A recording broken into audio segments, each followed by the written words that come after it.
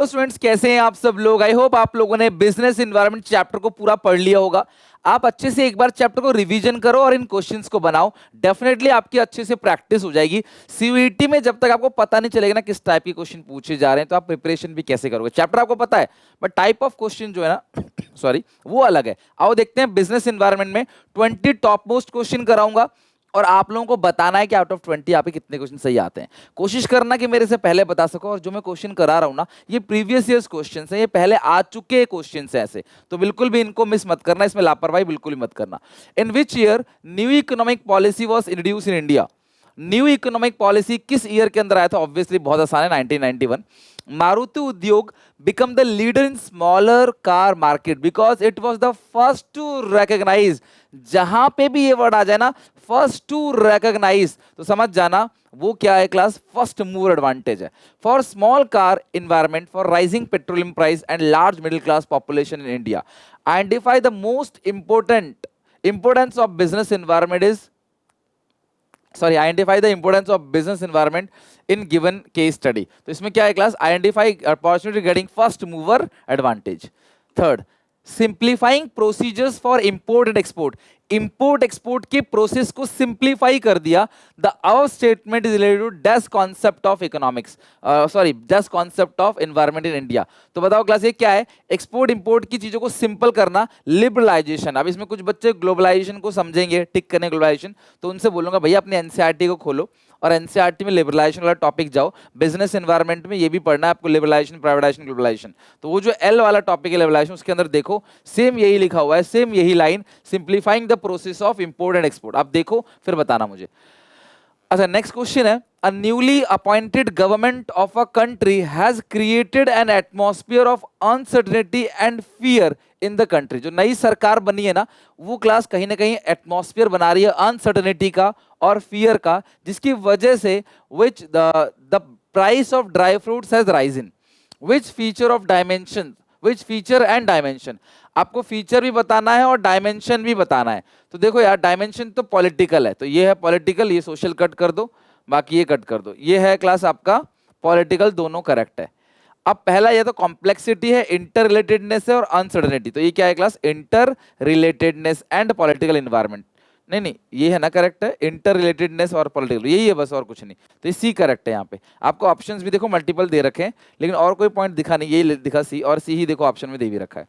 Business environment consists of numerous interrelated and dynamic condition or forces which arises from different sources।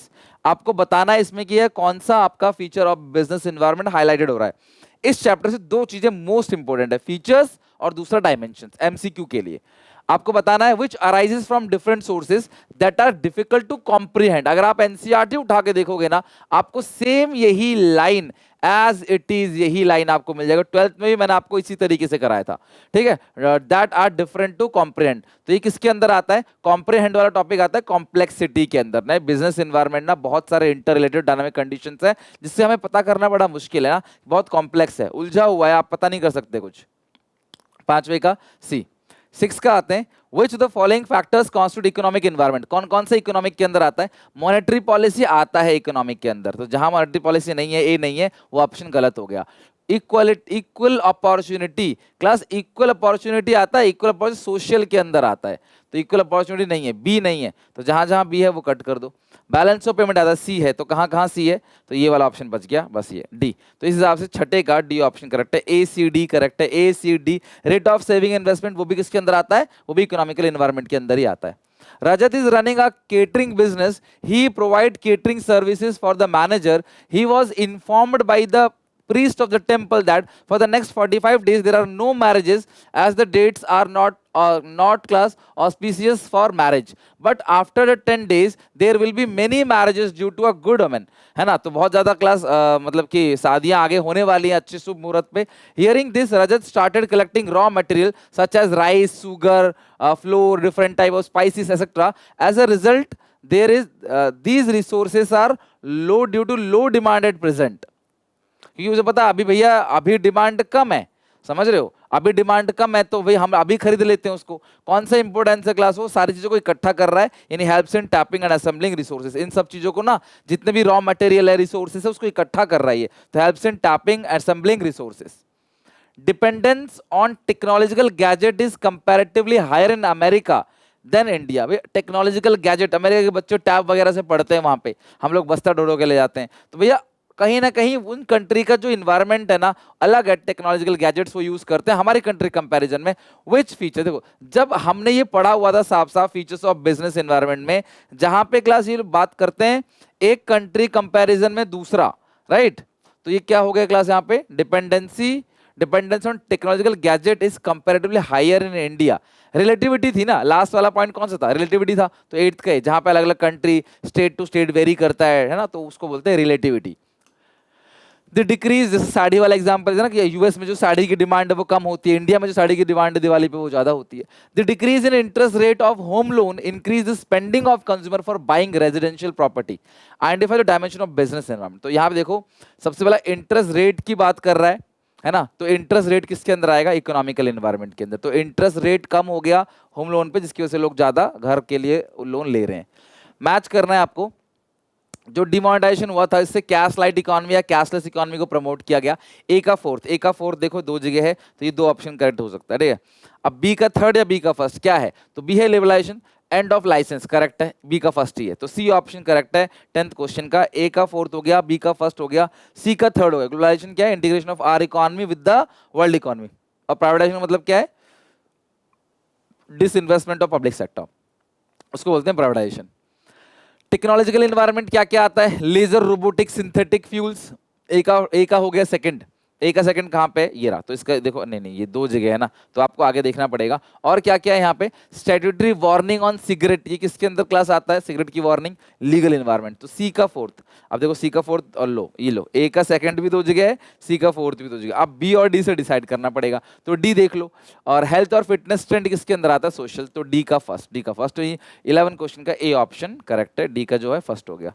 12, considering the economic environment of business the components are, considering the economic environment of a business the components are।